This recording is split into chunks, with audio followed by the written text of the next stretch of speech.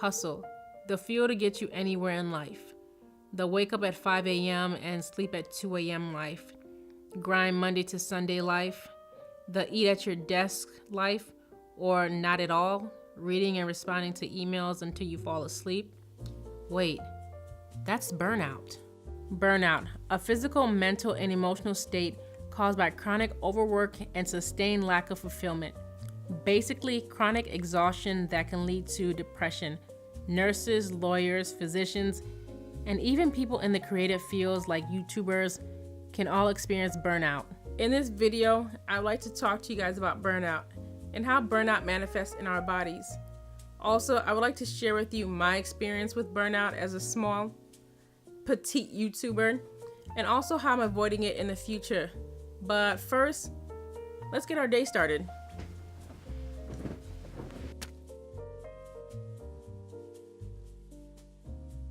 In our brains, we have a section called the limbic system. The limbic system is involved in emotions, learning, and memory regulation. Burnout can enlarge your amygdala. Your amygdala helps regulate your emotions. This is why people who are experiencing burnout can be extremely moody and have higher stress responses. And it's not the same thing as mood swings. So they're not doing menopause or they're not on their period either. Burnout can also weaken your memory and your attention span. This can also decrease your creativity and your problem solving.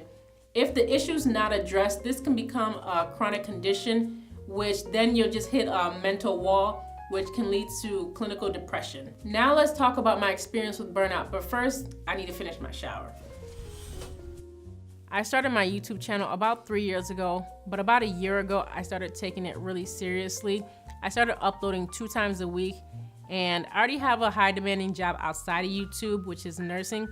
And literally, I would try and diverge any attention on my time outside of the hospital into YouTube. So I would literally go home at 11:30 from work, shower, and then sleep, and then try and wake up between 5:30 and 6:30 just to really maximize my time before I had to go to work.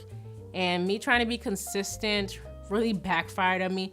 I even got to a point where I would work on a video, edit it, and then I would not upload it.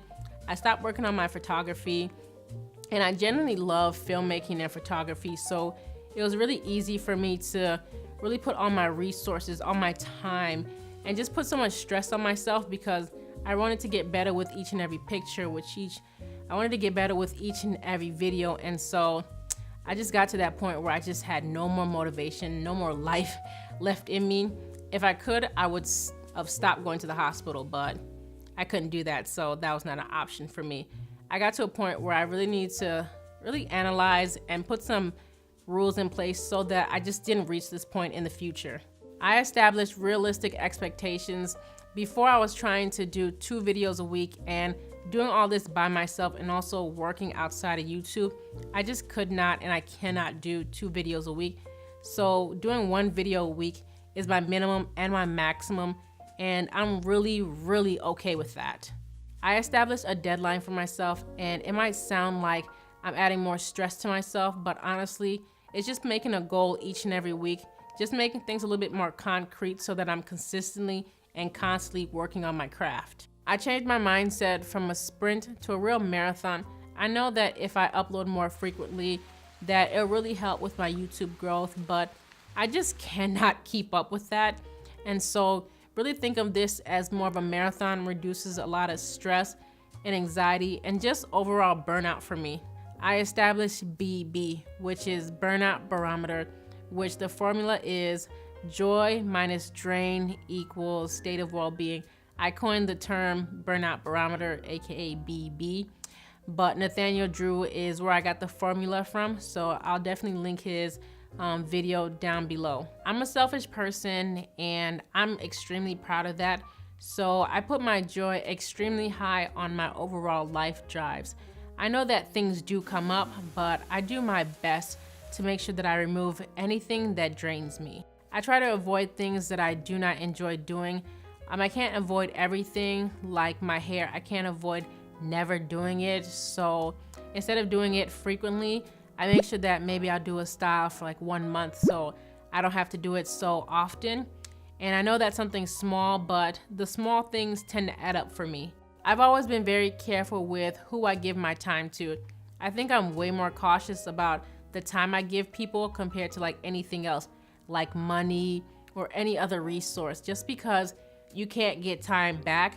And so I'd rather have a small circle than a big circle. And I really believe that the people that you surround yourself indirectly and directly have an effect on you. I'm an avid journaler and I enjoy spending time with myself, so I just make sure that I set aside time for those two things. The goal of not burning out is not to do the opposite and become lazy and just to be complacent, but it's really to be more realistic and intentional about your hustle. And I really hope that you enjoyed this video. Maybe you learned a couple things. And thank you so much for watching. Please like and subscribe.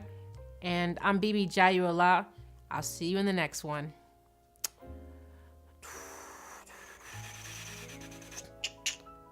Yeah.